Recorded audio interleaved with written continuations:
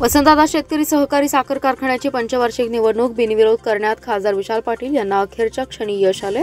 खासदार विशाल पाटील, विशाल चौगुले, विद्यमान संचालक अमित पाटील यांच्यासह 21 संचालकांची बिनविरोध निवड झाली आहे। माजी केंद्रीय मंत्री प्रतीक पाटील यांचे चिरंजीव हर्षवर्धन पाटील यांची कारखान्याच्या संचालकपदी एंट्री झाल्याने दादा घराण्याची चौथी पिढी आता राजकारणात सक्रिय झाली आहे। वसंतदादा शेतकरी साखर कारखान्याचे 36,000 सभासद आहेत।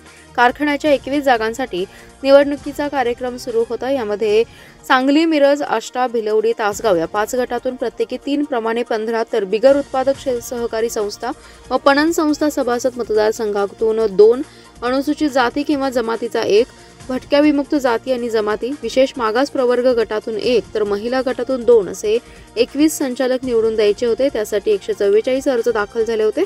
यामध्ये विद्यमान अध्यक्ष खासदार विशाल पाटील यांच्यासह विद्यमान संचालक अमित पाटील, माजी जिल्हा परिषद सदस्य वैशाल चौगुले, आदिनाथ मगदूम, निवास पाटील, बजरंग पाटील, तानाजी पाटील, दौलतराव शिंदे, शिवाजी कदम, सुनील आवटी, मीनाक्षी पाटील, प्रकाश कांबळे, कमल पाटील, संभाजी मेंढे आदींनी अर्ज केले होते।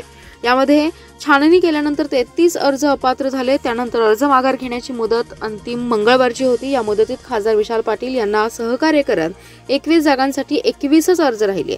इतरांनी अर्ज माघार घेतल्याने निवडणूक बिनविरोध झाली। प्रतीक पाटील यांचे मोठे सुपुत्र हर्षवर्धन पाटील यांची सांगली उत्पादक गटातून बिनविरोध निवड झाली। त्यामुळे वसंतदादा पाटील यांची राजकारणात चौथी पिढी सक्रिय झाली आहे।